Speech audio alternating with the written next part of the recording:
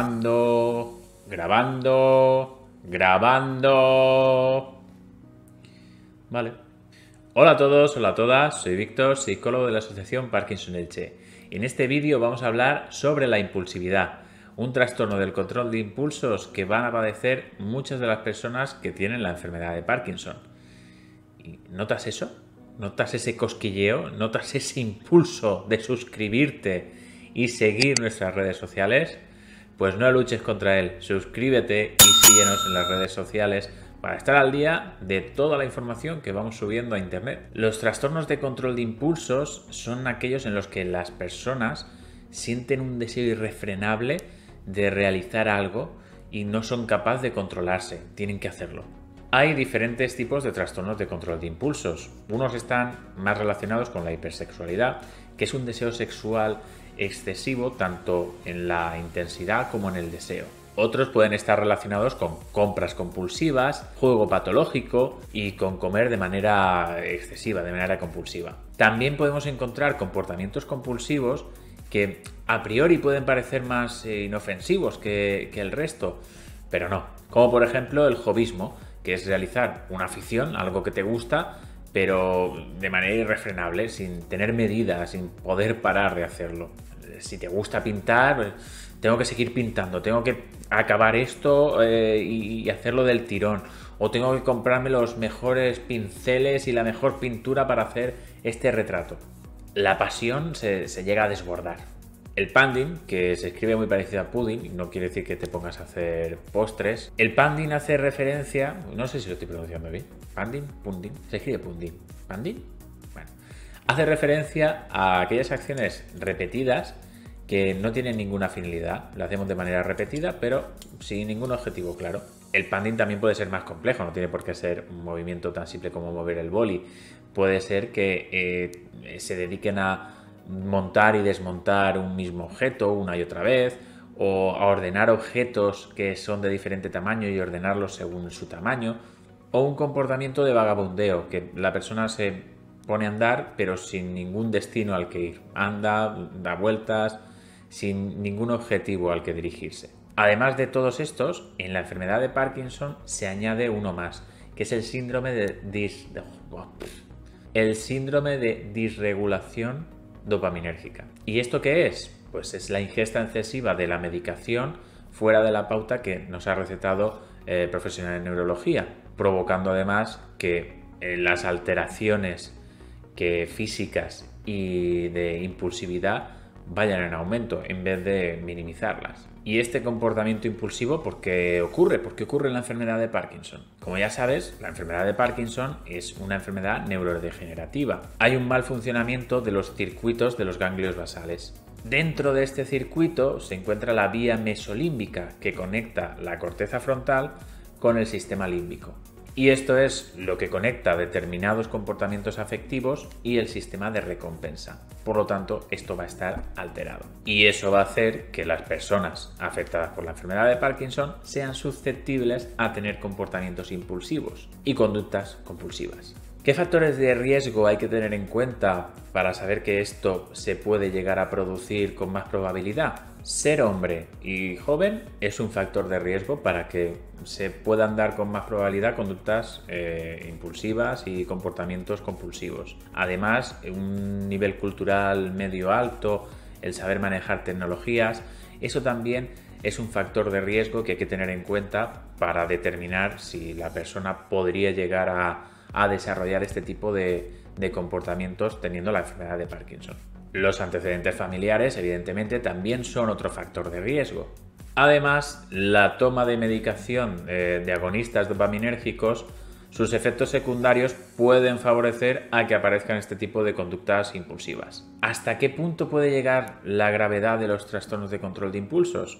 Pues pueden ir desde lo más anecdótico, algo que quizá ni siquiera seamos conscientes que está pasando, algo realmente leve, incluso que no conlleve ningún riesgo para la persona ni su entorno, o en el otro extremo, que sea algo tan grave que pueda llegar a arruinarse la persona económicamente o a arruinar a su círculo familiar. Pueden llegar a darse robos, puede llegar a darse violencia por estos trastornos de control de impulsos. Por eso es importante que tanto la persona afectada como su familia, como su círculo social, sean conscientes de que los trastornos de control de impulsos pueden ocurrir y estén pendientes de si ven algo extraño que puedan hacer que salten las alarmas. Bien, pues ahora vamos a pensar cómo deberíamos actuar si somos un familiar de una persona a la que le está pasando esto.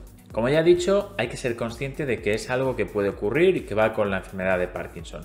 Es algo que se puede dar. Y claro, si es algo leve, seguramente no esté entorpeciendo el día a día y sea algo que no nos estemos dando cuenta. Por lo tanto, nos vamos a dar cuenta cuando haya un perjuicio en el día a día de la persona, o si nosotros somos el familiar, en nuestro día a día, que notemos que algo no anda bien. ¿Qué señales son las que hay que prestar atención? Pues si se está realizando un mayor gasto económico que no está justificado, si está pasando más tiempo de ocio y no está dedicándole tiempo a otras actividades que también son prioritarias. Cuando hablamos con la persona, notamos que nos está mintiendo, que está ocultando información, pues eso también puede ser una señal de que algo no va bien y que puede haber ahí algún comportamiento impulsivo o algún comportamiento compulsivo. El notar en la persona un comportamiento muy eufórico, que está excesivamente feliz, o por el contrario que está excesivamente enfadado,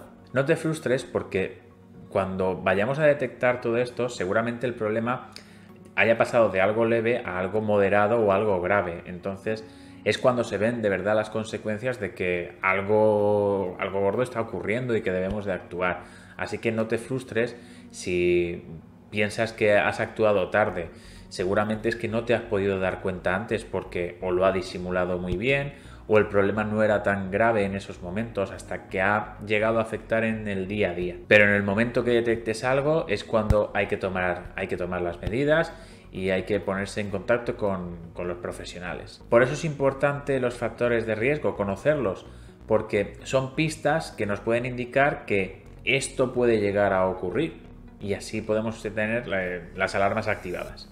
Lo que ocurre es que en muchas ocasiones este tipo de conductas no se informa de ello, ya sea por vergüenza de la propia persona afectada, porque en muchas ocasiones cuando terminan de realizar la conducta impulsiva, sienten arrepentimiento, sienten vergüenza de no haber podido parar, de no haber podido dejar de hacerlo, o por vergüenza de la propia familia que no quiere que su entorno se entere de la problemática que están teniendo.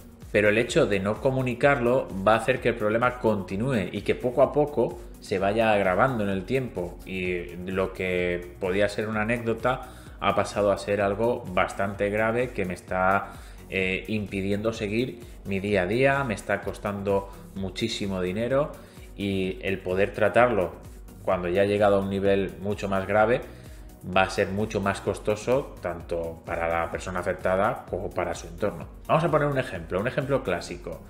Mi marido tiene Parkinson y él siempre ha sido con el dinero una persona muy, muy correcta, lo ha gestionado todo muy bien, ha sido una persona ahorradora. Sin embargo, ahora estoy notando que empieza a jugar a juegos de azar, a apostar dinero, y poco a poco se va gastando más y más dinero. A mí esto me está produciendo cierta vergüenza porque ha cambiado su comportamiento y de ser una persona ejemplar a la hora de gestionar el dinero, ahora se lo gasta a expuertas. Y me da vergüenza que mi entorno lo sepa, incluso que el propio médico que nos atiende lo sepa. Así que lo voy ocultando y voy a esperar a ver si se soluciona por sí mismo o si yo puedo ayudarle a solucionarlo de alguna manera. Pues lo que va a ocurrir es que no se va a solucionar espontáneamente. Poco a poco se va a ir gastando más y más dinero, y cuando le falte el dinero va a intentar recurrir a otras fuentes para conseguir algo de dinero y poder apostarlo. Porque lo que le produce placer es esa sensación de apostar el dinero, del juego, de ese momento antes de ver que lo has perdido, de esa posibilidad de poder ganarlo. Tarde o temprano el problema se va a saber, tu entorno lo va a saber, el médico lo va a saber.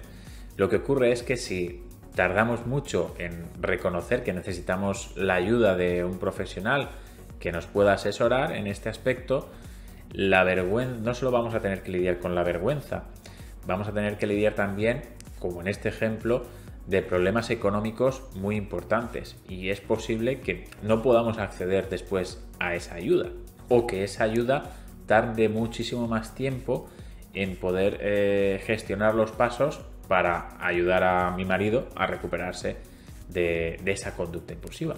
Lo mismo cuando eres la persona afectada. Si detectas que te está pasando algo, que un comportamiento que antes no tenías, unas ganas excesivas de hacer algo y no puedes remediarlo, pues es evidente que te está afectando en algo la enfermedad o tienes algún efecto secundario de alguna medicación. Que no te dé vergüenza poder comunicarlo a tu médico, porque seguramente te va a poder solucionar mucho ese comportamiento que estás teniendo. Vuelvo a decir, hay que asumir que esto es un síntoma de la enfermedad. No es que tu comportamiento haya cambiado porque sí, es un síntoma de la enfermedad, un efecto secundario de la medicación que se está tomando, que quizá no está siendo la dosis correcta y necesitan volver a regularla. Y hasta aquí el vídeo de hoy. Si te ha resultado útil, puedes darle a me gusta y dejar en comentarios algún ejemplo de lo que te haya pasado con conductas impulsivas o comportamientos compulsivos, porque nos va a gustar saberlo y tener algunos ejemplos de cosas que te han podido pasar. Si quieres más información, ya sabes que puedes visitar nuestra página web www.parkinsonelche.es. Nos vemos en el siguiente vídeo. ¡Hasta luego!